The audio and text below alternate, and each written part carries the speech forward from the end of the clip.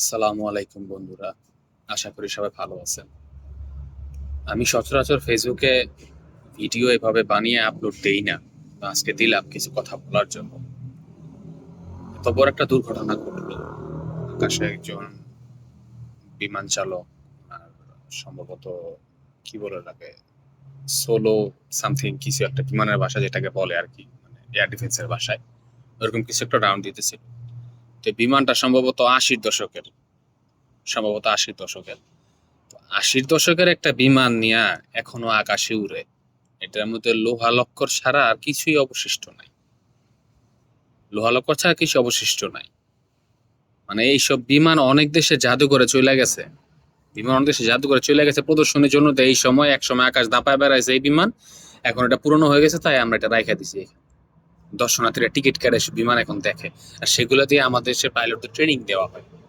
Training জিনিসটা তো এমনি রিস্কি, তার মধ্যে ঢাকা শহরের মতো একটা ঘনবসতি অঞ্চলে ট্রেনিং।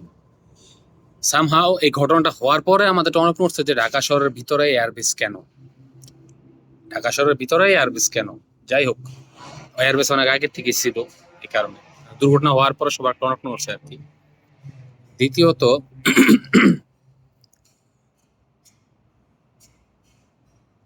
দ্বিতীয়ত হচ্ছে আপনার ভিউ, মানে আমাদের দেশে তো আবার ঘরে ঘরে ব্লগার, ঘরে ঘরে ব্লগার, সবাই ব্লগার এখন। মানে ব্লগারের অভাব নাই দেশে। একটা দুর্ঘটনা হইছে, ওই জায়গায় গিয়া সাহায্য করবো কি, তার বদলে ভিডিও করতেছে, লাইভে যাইতেছে, এই করতেছে সেই করতেছে। মানে বিতিকিচ্ছির একটা অবস্থা।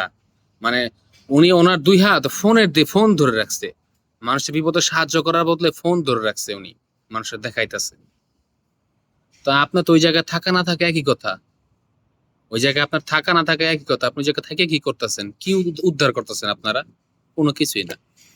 তৃতীয়ত, রিক্সাওয়ালা আর সিএনজি ওয়ালারা ভাইরা যদি কোনো বিপদ পায়, আমার মনে আছে একটা ঘটনা হয়েছিল যখন বঙ্গবাজারে যখন আগুন লাগে, তখন সাইনবোর্ড থেকে এক লোক সিএনজি ভাড়া চায় 500, 700, 1000 টাকা। বঙ্গ মার্কেটে যাইব, সাইনবোর্ড থেকে বঙ্গ মার্কেট সোজা রাস্তা, কিন্তু একটাই রাস্তা যাত্রাবাড়ি ফ্লাইওভারের উপরে দিয়া। অনেক চেষ্টা করছে ভদ্রলোক, ভাড়া মিলাইতে পারে নাই, হয়তো বা ক্যাশ ছিল না সাথে, সামহাও মিলাইতে পারে নাই। এই ভদ্রলোক সাইনবোর্ড থেকে দৌড়ে বঙ্গবাজার মার্কেটে গেছে নিজের দোকান বাঁচাইতে। সাইনবোর্ড থেকে বঙ্গবাজার দৌড়ে গেছে নিজের দোকান বাঁচাইতে, ততক্ষণ সব পুইরা ছাই। আজকে অনেক জায়গায় দেখলাম যে রিক্সা ভাড়া 30 টাকা 40 টাকা, রিক্সা ভাড়া 100 টাকা 200 টাকা চায়, 200 টাকা 300 টাকা সিএনজি ভাড়া 700 800 1000 টাকা চায়। এরকমটা হইছে হইছে বলে তো কথা বলে উঠছে, নাহলে তো উঠতো না।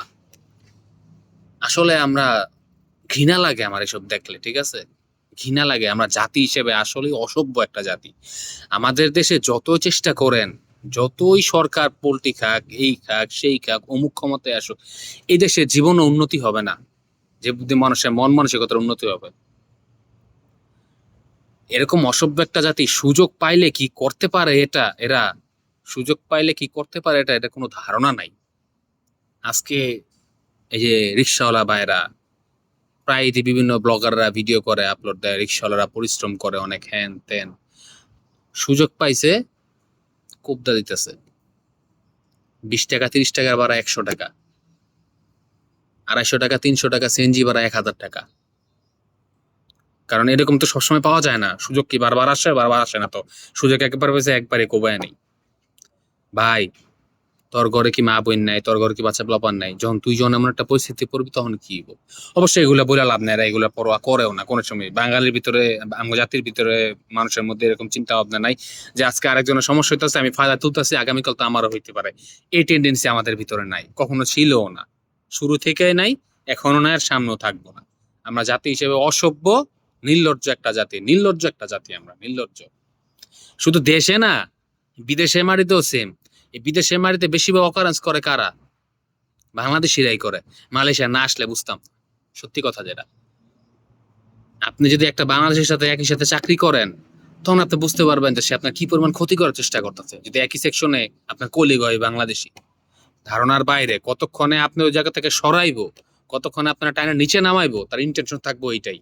সে কাজে আসবে এই নিয়ত যে সে আপনারা কিভাবে ডাবাইবো নিচে। আমরা জাতি হিসেবে আসলে অসভ্য জাতি আমরা। কোনোদিন শোধরামু না আমরা, কোনোদিন না। আল্লাহ হেদায়েত দেখ, এতটুকুই চাই, আল্লাহ হেদায়েত দেখ এদেরকে। বাচ্চাগুলো যাতে সুস্থ হইতে পারে ভাই, বাচ্চাগুলো যাতে সুস্থ হইতে পারে। আর যেই হারে হসপিটালে মানুষ যাওয়া শুরু করছে, ভাইরাস জীবাণু ছড়ায় বাচ্চাদের শরীরে, সেটাও একটা ভয়ের বিষয়।